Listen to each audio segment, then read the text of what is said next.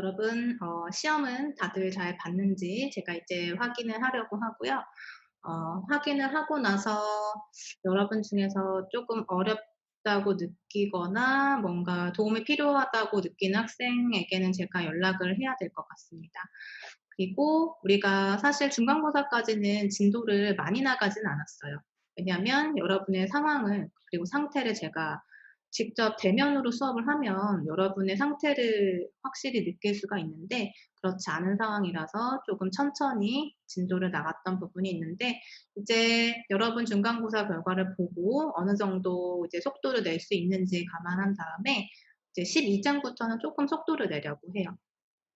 그래서 오늘부터는 12장 수업을 할 거고요. 그리고 이제 중간고사 결과는 곧 나올 거니까 제가 공지할게요. 자, 12장을 보면 벡터 펑션이라고 하는 주제인데요.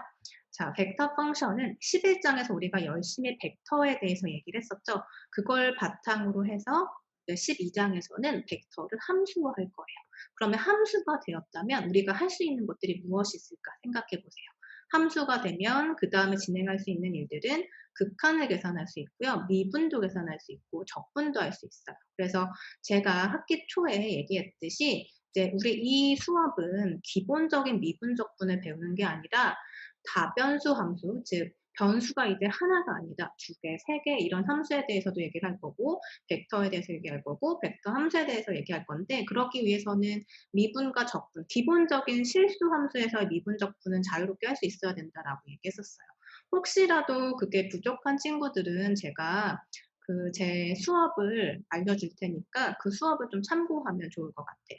일단 이 수업에서 그런 것까지 제가 다 커버를 할 수 없기 때문에 일단 간략하게 설명은 하겠지만 아주 자세히는 못할 거예요. 그래서 여러분들이 혹시라도 본인이 부족한 경우에는 제가 알려드리는 그 링크로 가서 이제 복습하시면 될 것 같습니다.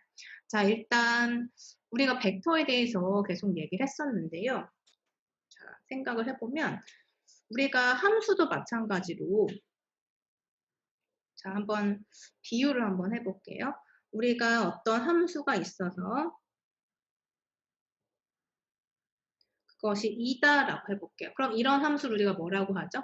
상수함수라고 하죠. 그러니까 x에 뭐가 들어가든지 간에 다 2인 거잖아요. 그러니까 우리가 상수함수라고 하는데 만약에 fx가 x다 라는 함수가 있다. 즉 1차 함수가 있다라고 해봅시다. 그러면은 x에 어떤 값이 들어가느냐에 따라서 함수값 fx가 달라지는 거죠. 그죠? 그래서 이와 같이 벡터도 마찬가지로 변수에다가 어떤 값을 넣느냐에 따라서 다른 값이 되는 이런 전체적인 그림을 그릴 수 있도록 하는 게 벡터 함수라는 거예요. 그래서 지금 아래 벡터 함수 그리고 벡터 값 함수라고 했는데 여러분들이 대학 수학 그리고 그 이전에 고등학교 과정에서의 수학에서는 벡터 펑션을 다루진 않았을 거고요. 보통은 리얼 밸류드 펑션을 배웠어요. 리얼 밸류드 펑션은 뭐냐면 지금 설명한 것처럼 우리가 fx는 x다라는 것을 한번 상상을 해보면 자, 이렇게 원점을 지나는 직선이죠. y = x라는 직선인데 이런 함수는 우리가 어디서 정의했었나요? 보통 실수 공간에서 정의를 했었죠. R에서 정의했어요. 그런데 벡터 값 함수, 즉 벡터 함수 이렇게 부르기도 하는데 벡터 밸류드 펑션은 이제 어떻게 정의를 할 거냐면 리얼 밸류드 펑션하고는 다른 개념인 거죠. 왜냐하면 리얼 밸류드 펑션은 말 그대로 실수해서 정의되는 거고요. 벡터 밸류드 펑션은 벡터 공간의 정의인 거예요. 그러니까 벡터의 정의가 뭐냐면 벡터 공간 안에 있는 멤버들의 모임이다라고 얘기했었는데 일단 정의를 한번 볼게요. 벡터 밸류드 펑션은 지금 R이라고 하는 함수가 있는데 우리 실수 함수 얘기할 때는 함수 보통 이렇게 쓰죠. f 땡땡 해가지고 뭐 x가 예를 들어서 x 제곱으로 간다 이렇게 대응 관계를 이런 식으로 표현했을 거예요. 그런데 이제 우리는 어떤 함수를 다룰 거냐면 f라고 하는 실변수 함수, 즉 리얼 밸류드 펑션, 그러니까 우리가 예전에 했었던 그런 함수들이 아니라 이제는 벡터 밸류드 펑션이기 때문에 노테이션을 이렇게 r 해서 이렇게 두껍게 쓰시는 거예요. 볼드체로 해서 r이다라고 쓰는 거죠. 즉 f 대신에 r이라는 표현을 쓴다라고 생각하면 돼요. 대신에 실변수가 아니라 벡터 밸류드 펑션 이렇게 생각하면 되고 지금 D라고 하는 건 보통 도메인을 얘기하죠. 도메인은 지금 어디에 속해 있다라고 되어 있냐면 실수 안에 있다고 되어 있어요. 즉 벡터 밸류드 펑션도 대응 관계를 보면 실수에서 어디로 간다? R3라고 하는 3차원 실수 공간으로 가요. 이게 무슨 얘기냐면 예제 2번에서 한번 볼게요. 예제 2번 조금 이따 풀 건데 일단 이해를 돕기 위해서 먼저 RT를 예제 2번과 비슷하게 정리해 볼게요. 어떻게 정리할 거냐면 지금 예제 2번의 RT를 모양을 보시면 IJK가 보이죠? 그럼 그 IJK는 뭐였냐면 스탠더드 베이시스 벡터, 즉 표준 기저 벡터였어요. 그러면 아 이거는 벡터들의 합으로 표현이 된 형태구나라는 걸 알 수 있는데 지금 RT를 지금 예제 2번의 걸로 하지 말고 여기 TK는 제외하고 코사인 T의 I 더하기 사인 T의 J 이것만 한번 보도록 할게요. 자, 그러면 우리가 이렇게 스탠더드 베이시스 벡터로 표현되는 이런 벡터 값들은 어떻게 쓸 수 있었나요? I가 지금 우리 이 RT를 R제곱, 즉 2차원 실수 공간에서 정의됐다고 하면 코사인 T, 사인 T 이렇게 볼 수가 있죠. 그쵸? 자, 그러면 자, 이 RT라고 하는 걸 생각해 보면 T라고 하는 게 사실 변수인 거예요. 그 변수에 따라서 이렇게 값이 달라질 거다라는 걸 여러분이 상상할 수 있죠. 그죠? 자, 그러면 일단 우리가 함수, 리얼 밸류드 펑션에서도 우리가 모양을 잘 모르는 경우에는 x에다가 다 대입을 해가지고 대략의 개형을 그래프로 그리잖아요. 이것도 마찬가지예요. 그래서 t에다가 하나씩 넣어보는 거죠. 그래서 t는 어떤 범위에 있냐면 t라고 하는 이 변수는 실수 안에 있는 숫자들을 가지고 오는 거예요. 그렇다면 이 r이라고 하는 이 함수의 도메인은 r에서 시작이 되는 거죠. 그죠? 도메인의 범위가 실수란 뜻이잖아요.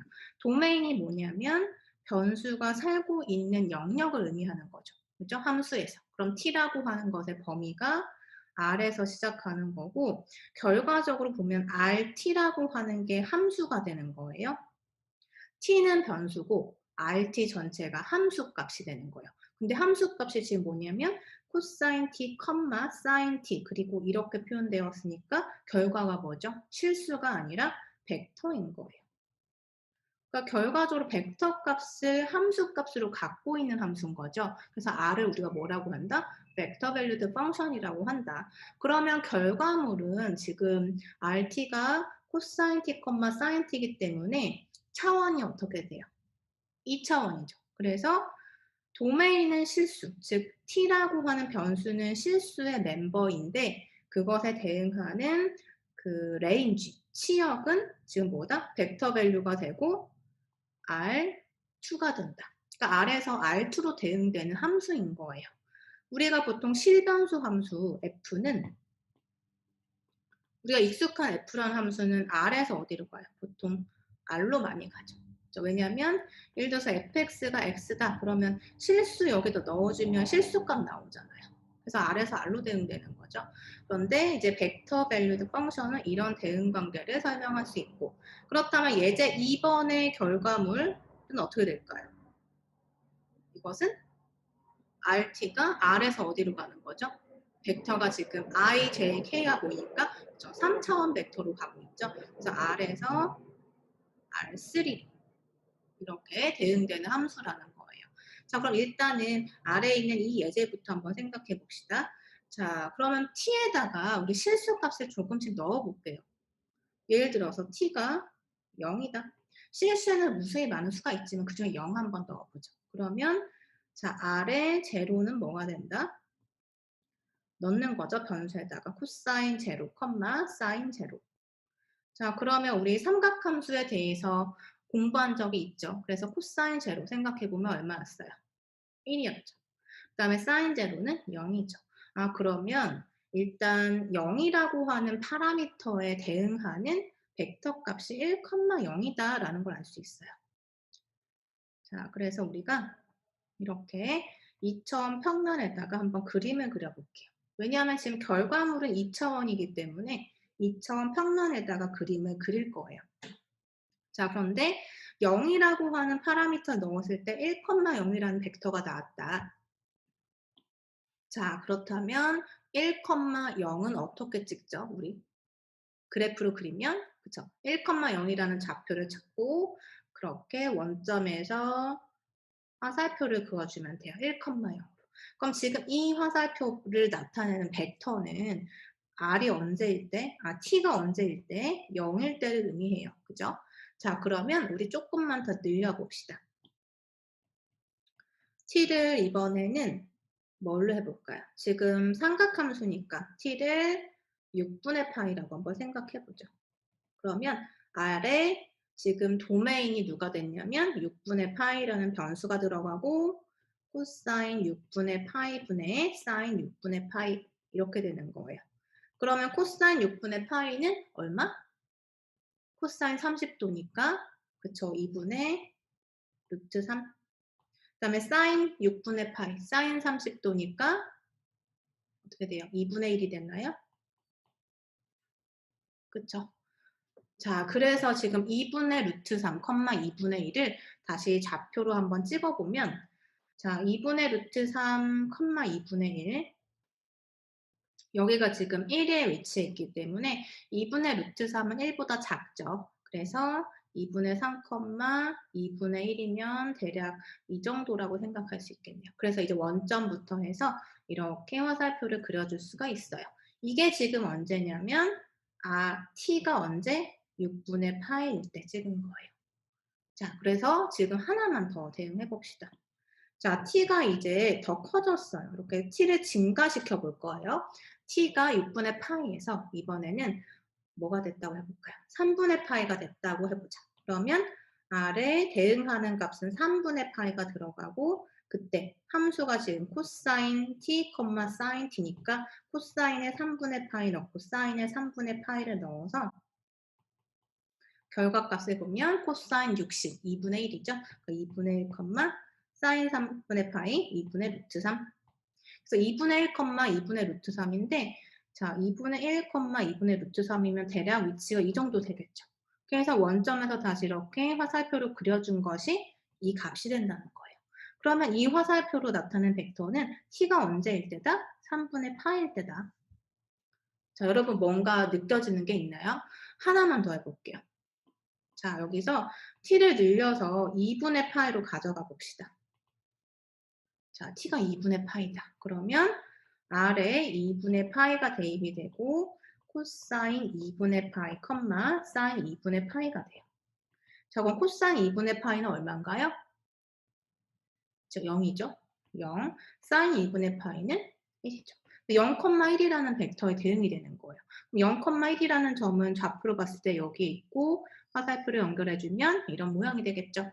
그죠? 그래서 이 지금 벡터는 t가 2분의 파이일 때를 의미하는 거다. 자, 그럼 여러분 여기서 이제 그만하고 한번 생각을 해볼게요. t를 지금 어떻게 우리가 만들어 봤냐면 0일 때부터 해서 증가시킨 다음에 6분의 파이에서 관찰했고 조금 더 증가시켜서 3분의 파이일 때, 그 다음에 더 증가시켜서 2분의 파이일 때를 관찰했어요. 그랬더니 벡터의 모양이 지금 이렇게 위쪽으로 이렇게 지금 이렇게 이동하고 있죠. 그래서 지금 끝점들을 이렇게 생각해 보면 어떻게 되고 있나요? 방향이. t가 증가하면서 지금 그린 벡터의 방향은 어떻게 변화하고 있냐면 x축의 양의 방향에서 y축의 양의 방향으로 이렇게 돌고 있죠. 그쪽으로 향하고 있는 거죠, 벡터가. 그러니까 우리가 이제 시계 방향, 반시계 방향으로 얘기한다면 이건 어떤 방향이 되는 거예요? 그죠? 반시계 방향이 되는 거죠. 그래서 counter clockwise 돼요. 그러면 지금 방향이 이렇게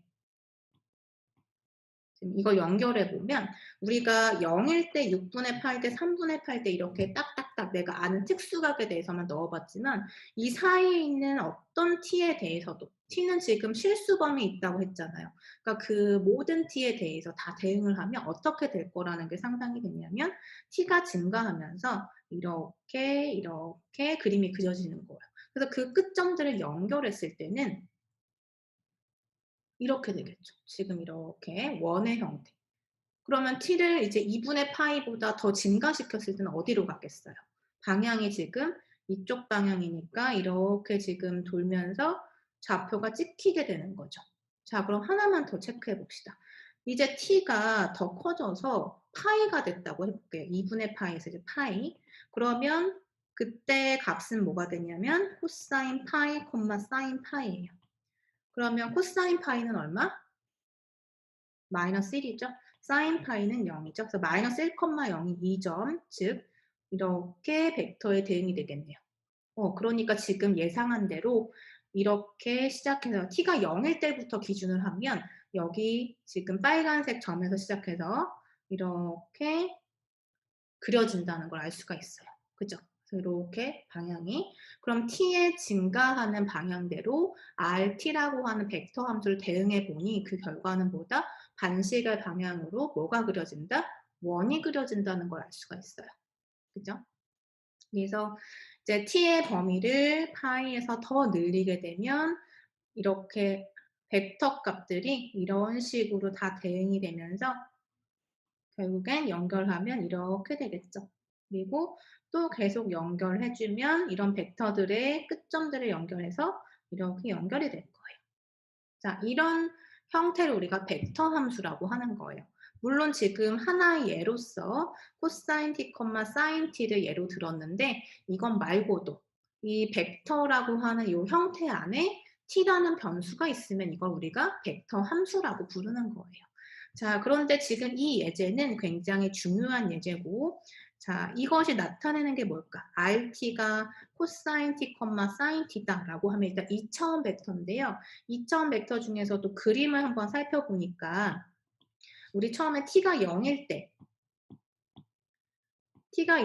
살펴보면 여기 위치가 사실 1인 거잖아요. x좌표상 1인 거죠. 그리고 여기의 위치는 뭐예요? 여기도 1이었죠. 그리고 여기는 마이너스 1이죠. 그러니까 사실은 이렇게 쭉 연결을 해보면 이것이 나타내는 것.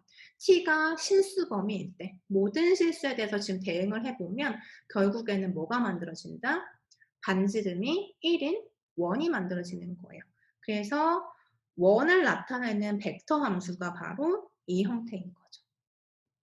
즉 우리가 앞에서 원을 나타내는 방정식은 x제곱 더하기 y제곱은 r의 제곱이다. 이런 형태도 방정식이 존재했지만 이건 뭐예요? 실수 범위에서 정의했던 거고 우리가 이 원의 방정식을 벡터화하면 이렇게 벡터 함수로 나타낼 수 있다는 거예요. 이 벡터 함수에 대한 얘기가 이제 12장에 대한 얘기인 거죠. 자, 그러면 앞으로 다시 넘어가서 정리를 해볼게요. 자, 지금까지 제가 설명한 것처럼 R이라고 하는 것을 뭐라고 한다? 벡터 함수라고 한다. 그런데 그것의 정의역은 실수죠. 왜냐하면 변수가 실수 범위 있으니까. 그래서 실수에서 지금 R3로 간다라고 했는데 우리 지금 방금 본 예제는 결과값이 2차원 벡터였죠. 그러니까 R2로 가는 거고 R3로 간다라고 한다는 것은 결과값이 벡터가 3차원 벡터라는 소리예요.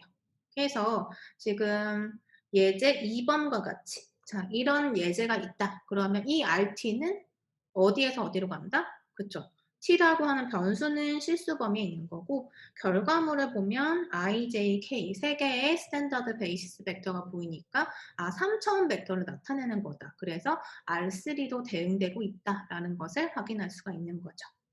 자, 그래서 이렇게 표현하는 거예요. 벡터 함수를 이런 식으로 표현을 해주는 거고 그 다음에 그 아래 보면 ft, gt, ht를 성분 함수라고 한다. 그래서 rt를 표현하는 방법은 이와 같이 표현한다라고 되어 있는데 자, 이건 뭐냐면 일반화해서 나타내는 거예요. 우리 앞에서 rt는 코사인 t, 사인 t라고 해서 R2에서의 벡터 함수를 봤었죠. 자, 이렇게 되었을 때 이 앞에 있는 이 성분을 ft라고 쓴 거예요. 왜냐하면 변수가 t니까 t에 대한 하나의 함수다라는 뜻이에요. 그리고 sin t도 역시 뭐죠? 변수가 t일 때 sin t라고 하는 것 자체가 실수 함수잖아요.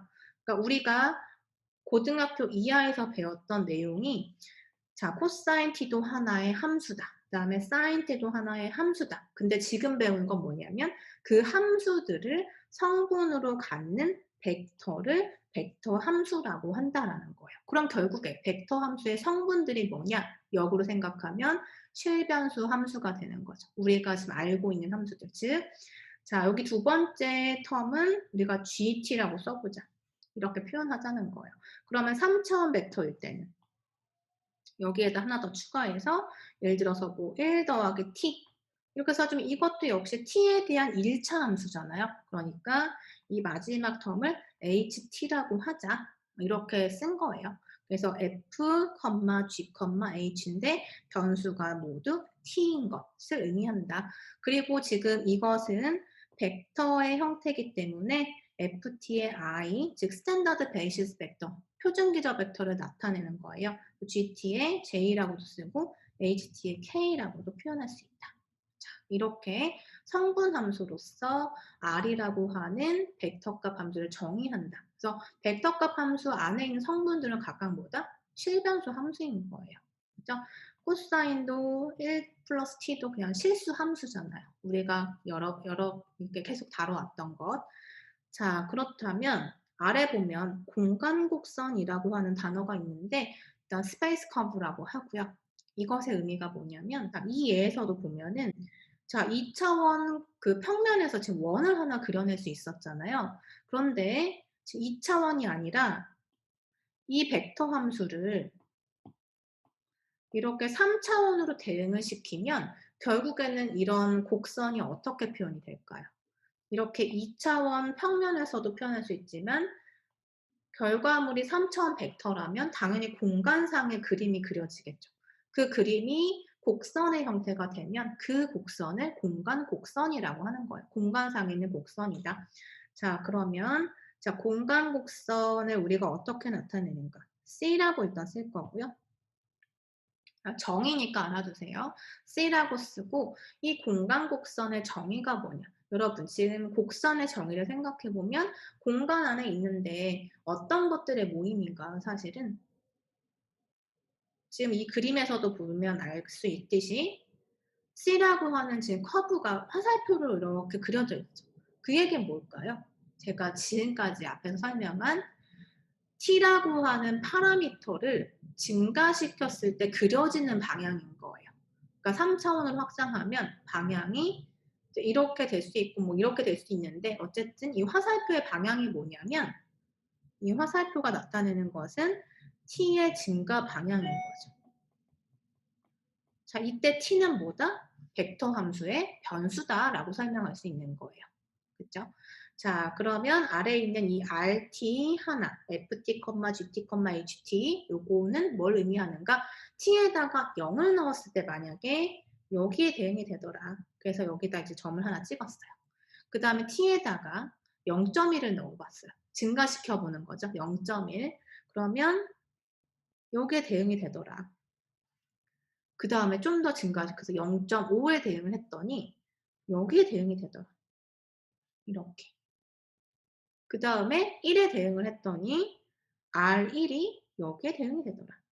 자, 이런 식으로 해서 t를 증가시킴에 따라서 그 마지막 점들을, 즉 벡터에서의 종점을 쭉 연결해 보니까 이런 형태가 그려졌다는 뜻이에요. 그죠? 그래서 이렇게 우리가 공간상에다가 곡선을 표현할 때, 즉 벡터 함수로서 곡선을 표현하고자 할 때는 t라고 하는 변수를 증가시켜 보면서 그래프를 그리고 그것의 방향을 표시해주고 그려주는 거예요. 자, 일단 그래서 이런 형태를 우리가 C다, 공간 곡선 C다라고 하는데 C라는 건 결국 정의를 한번 해보면 무엇의 모임이냐? 결국에는 F, G, H라고 하는 성분 함수들을 내가 각각 대응시켰을 때 좌표들을 지금 쭉 연결해서 모아 놓은 거잖아요. 그럼 좌표는 3차원에서 x, y, g니까 이런 것들을 모았다라고 해서 지금 집합 기호로서 표현이 되어 있는 거죠. 자, 이렇게 설명할 수가 있고, 그다음에 지금 보시면 F가 X고 G가 Y고 H가 G다라고 되어 있는데요.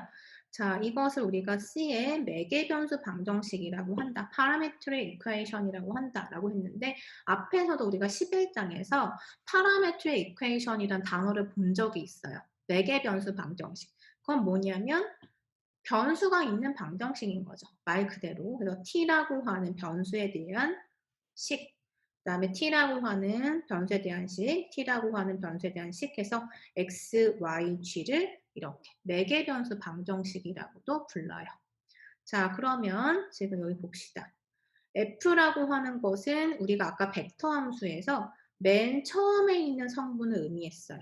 그다음에 g라고 하는 것은 두 번째 있는 성분을 의미하고 h라는 것은 세 번째 있는 성분을 나타내기로 약속한 거예요. 순서대로. 그래서 첫 번째 있는 거 우리 벡터로 보면 x 좌표죠. 첫 번째 성분. 그다음에 두 번째는 y 성분이잖아요. 세 번째가 g 성분이죠. 그래서 이걸 대응을 하면 x가 ft가 되고 y는 gt가 되고 g는 ht가 되는 거죠. 그렇게 해서 지금 대응시켜 놓은 값들의 모임이라는 뜻이에요. 그게 결국에는 공간에서의 곡선을 이룬다. 자, 예제 2번은 앞에서 우리가 연습한 거랑 다른 것이 있다면 이렇게 마지막 텀이 하나 추가된 거예요. 즉 g라고 하는 파트가 추가된 거죠. 그래서 주어진 rt라고 하는 벡터 함수를 보면 코사인 t, 사인 t, t라고 쓸 수가 있어요. 그럼 우리 앞에서 연습한 것처럼 t에다가 값을 넣어가면서 한번 쭉 연결을 해보도록 해요. 그런데 지금 의문이 드는 게 하나 있을 텐데 t에다가 아까 왜 3분의 파이, 6분의 파이와 같은 값을 넣었을까요? 지금 주어진 성분 함수들, 즉 코사인, 사인만 보면 이 함수가 삼각함수이기 때문에 변수로서 그렇게 무리값, 그러니까 무리수라는 값, 그러니까 파이라고 하는 값을 넣은 거죠. 그래서 3분의 파이, 6분의 파이 같은 걸 대응해서 이제 값을 관찰한 거예요. 물론 컴퓨터가 옆에 있다면 뭐 0.5를 넣어도 계산이 될 거고요. 0.7을 넣어도 계산이 될 테지만 우리는 그런 값들을 모르잖아요. 그렇죠? 계산기나 삼각함수표가 없이는 그런 값들을 찾아낼 수 없으니까 우리가 계산해낼 수 있는 값으로 일단 유출을 하는 거예요. 그래서 일단 아까처럼 3분의 파이, 6분의 파이와 같은 값들을 넣어서 생각해 볼 거고요. 일단 t에다가 0이라는 값을 넣어볼게요. 물론 마이너스 3분의 파이부터 시작하셔도 괜찮아요. 왜냐하면 t는 전체 실수 범위이기 때문에 t의 범위가 전체 실수 안에 있기 때문에 어떤 값을 넣어도 상관없어요. 하지만 계산을 그냥 쉽게 한번 해보기 위해서 0부터 시작해 보는 거예요. 자, 0을 넣어봅시다. 일단 그림을 그리기 위해서 이렇게 3차원 공간도 마련을 해놓을게요. 자, 그 다음에 t가 0일 때 한번 대응을 시켜봅시다. t에 0을 넣으면 이 벡터 값은 뭐가 되나요? 즉 벡터 함수의 값이 코사인 0, 사인 0, t에 0을 넣으면 0 이렇게 되겠죠. 그럼 이 벡터 값은 뭐가 돼요? 얼마가 되죠? 1, 0, 0이 되겠죠. 아, 그래서 t가 0일 때 찍히는 벡터를 한번 생각해 보면 x가 1이고 y가 0이고 0이니까 이렇게 되겠네요. 여기가 1이고 이 벡터가 지금 그려지는 거고 그 다음에 t를 이제 좀 늘렸어요. t를 예를 들어서 아까처럼 뭐 6분의 파이라 해보자. 그러면 코사인 6분의 파이, 사인 6분의 파이, 마지막 컴포넌트 뭐가 되죠? 성분 함수는 t라고 했으니까 여기서 t라고 정의했으니 6분의 파이가 들어가는 거죠. 그래서 지금 코사인 6분의 파이는 코사인 30. 그래서 얼마? 코사인 30. 그럼 2분의 루트 3인가요? 그 다음에 사인 30이니까 2분의 1이 될 거고 6분의 파이 이렇게 되겠네요. 그러니까 x좌표는 2분의 루트 3이 되는 거고요. 2분의 루트 3이면 1보다 작으니까 대략 이 정도라고 합시다. 그리고 y값은 2분의 1인 거죠. 그래서 y값은 이 정도라고 합시다. 자, 그리고 그때 6분의 파이라고 하는 높이 값이 g인 거예요. 그렇죠? 이게 바로 g의 범위를 얘기하는 거잖아요. g의 값. 그래서 g의 값이 6분의 파이, 즉 높이를 6분의 파이로 하는 이 정도가 되는 값. 그래서 원점에서 요 점까지 이렇게 연결한 값이 두 번째 이 값이 되는 거죠. 물론 아까 얘기했듯이 0과 6분의 파이 사이에는 무수히 많은 실수가 있어요. 그 무수히 많은 실수 중에 우리가 이제 알 수 있는 값이 없어서 그냥 6분의 파이로 건너뛰어서 지금 생각해 보는 거예요. 그럼 이제 연결을 해서 여러분이 생각을 해야 되는 거고, 그 다음에 6분의 파이에서 아까 한 것처럼 3분의 파이로 한번 또 넘어와 봅시다. 그러면 벡터 값이 코사인 3분의 파이, 사인 3분의 파이, t니까 3분의 파이 이렇게 되겠죠. 그죠? 그러면 이 값은 코사인 60이니까 2분의 1, 사인 60, 2분의 루트 3, 그 다음에 3분의 파이 이렇게 되겠죠. 그죠? 그래서 2분의 1, 2분의 1, 그 다음에 y는 2분의 루트 3, 그 다음에 g의 값은 3분의 파이. 그러면 앞에 있는 값하고 비교해보면 g라고 하는 좌표의 값은 커졌어요. 그쵸? 그래서 지금 높이가 여기서 조금 이렇게 커지는 자, 이런 형태가 되겠네요. 여기 화살표로 원점부터 원점을 시점으로 해서 이렇게 화살표를 연결하면 이런 값에 대응이 된다라는 걸 알 수 있어요. t에다가 3분의 파이가 아니라 이번에 2분의 파이도 한번 대응을 해보면 코사인 2분의 파이, 사인 2분의 파이, 2분의 파이 이렇게 대응이 된다는 소리죠. 그래서 어디로 대응이 된다? 0, 1, 2분의 파이에 대응이 된다. 그래서 0, 1, 2분의 파이면은 높이가 좀 더 커졌네요. 그렇죠? 그래서 이렇게 대응이 되겠죠. 자, 그러면 여러분 이것을 우리가 다 할 수는 없으니까 이걸 한번 연결해 본다고 한번 상상해 봅시다. 지금 시작점은 이 점이었어요. 여기서 시작해서 어떻게 돼가고 있죠? g는 지금 계속 높아지고 있죠. 왜냐하면 마지막 컴포넌트가 t이기 때문에 t를 증가시키면 마지막 g라고 하는 요 성분 함수도 커질 수밖에 없어요. 그쵸? 지금 우리는 t를 증가시키면서 그림을 그리고 있기 때문에 마지막 변수도 값이 커질 수밖에 없다. 그 얘기는 뭐다?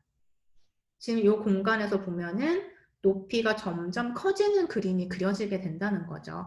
그래서 이 그림을 이제 그려보면 여러분 책에도 있는데 자 이렇게 지금 제가 이 공간에서 그림이 잘 안 그려졌는데 아까 우리가 이 마지막 점들 찍어놓은 거 있죠? 그거를 연결해서 쭉 그림을 그리는 거예요.